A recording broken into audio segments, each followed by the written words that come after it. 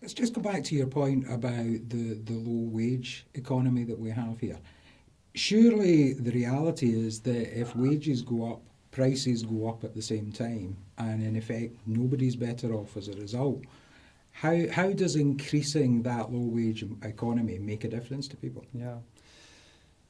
I think I'll give you an example. There's a recent trend in the UK for very, very large companies to employ relatively large numbers of people on things like 0 hours contracts, low wages, and rely on those low wages and insecurity to be propped up by in-work benefits.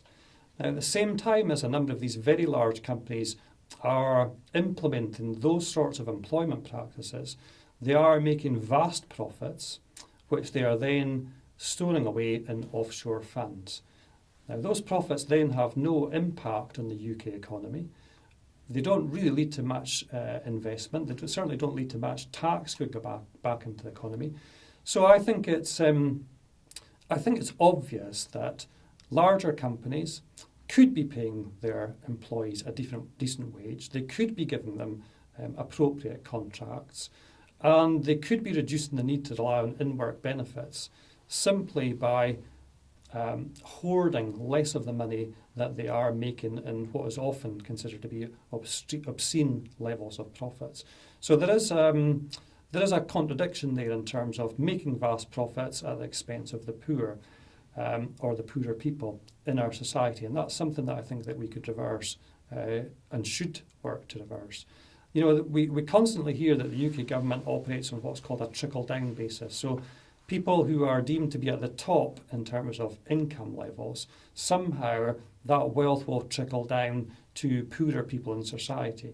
And I really don't think that that's the case. I think what we are seeing, and we see it in the number of billionaires that are being created, the number of very wealthy millionaires that are on the go at the moment, what we see is wealth being concentrated in a few people who have access to what some might call the means of production, who have access to the large companies, who run these large companies at the expense of the poor. We also see it in social policies that were implemented by the UK government in the last Parliament in terms of things like the bedroom tax.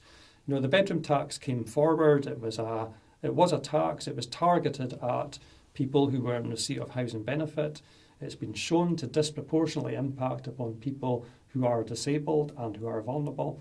And it was projected to save the UK economy roughly about £832 million. That's a lot of money, clearly. The hardship that tax has caused is immeasurable.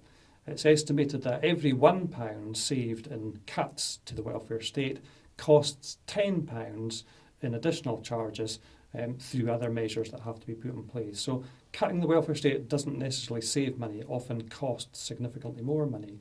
But the interesting aspect of the bedroom tax is the day that the bedroom tax was launched, and it was launched in a fanfare of publicity as a flagship policy of the coalition government, that same coalition government put in place an amended tax regime for individuals earning over £150,000 a year that cost the UK state roughly about £1.3 billion. So we saved, arguably, £830 million by penalising the vulnerable, at the same time as we transferred £1.3 billion of money into the pockets of the very rich. That's a difference of £500 million. So don't let anybody tell you that cuts to the welfare state are about saving money. They're not. It's about ideology, and it is absolutely about transferring wealth from the poorest to the richest. And that comes back to your question about the low-wage economy and how we can increase wages at the same time as making our economy more successful. I think what we have to do is look at the tax regime that encourages large companies to make billions and billions of pounds in profit, arguably on a daily basis, hoard that money away, at the same time as paying employees at low rates with insecure terms and conditions of employment. These are the things that we've got to change if we want to make a difference, and these are the things that we will be working to try to change at Westminster. But ultimately, if you're going to increase wages and those companies are going to see their profits eroded, you would surely have to introduce some form of legislation, because tax is just going to take something off, it's going to erode their profits. So in order to restore that, because their interests are in their shareholders, you'd have to introduce some other kind of legislation that basically said, we're introducing low wage legislation or a new minimum wage that has to be paid out of your profits. That's a fairly radical step, surely. Well, I think we should be radical. Society isn't working at the moment. It's not working for large numbers of people. We've got 300,000 children in Scotland living in poverty. That's not acceptable. We've got people who are now living in absolute poverty. That's where they cannot afford to meet their basic living requirements in terms of food, warmth or shelter. This is the 21st century. These are 19th century definitions of poverty that are now creeping back into our world. That is not acceptable. So we do need to do something about it. We do need to be radical. We have policies in the SNP in terms of a living wage. We have policies at the UK government in terms of the national minimum wage, which is still set at Westminster, by the way. But I think beyond that, I think we need to start to think about the reliance, as I've said already, on in-work benefits. What I would like to see being developed is the idea of a basic level of income. So the idea there is that we look at a particular community, we establish what's required for individuals to live or families to live successfully in that community, and then we make sure that that basic level of income is available to them. And we can do that through things like positive taxation, so on and so forth. So let's have a think about adjusting our society in a way that is focused on the needs of the people who live in our communities. In my constituency, I think we also need to think about the geographic challenges that people face. I think we need to have a think about the punitive electricity charges that are impacting upon them. We need to be thinking about the lack of access to modern technology and broadband and things like that are holding our communities back. Very recently, we've had news that the Royal Bank of Scotland intends to start closing branches in remote and rural communities. These are the sorts of things that are going to have a dramatic and significant impact on the viability and the sustainability of our communities.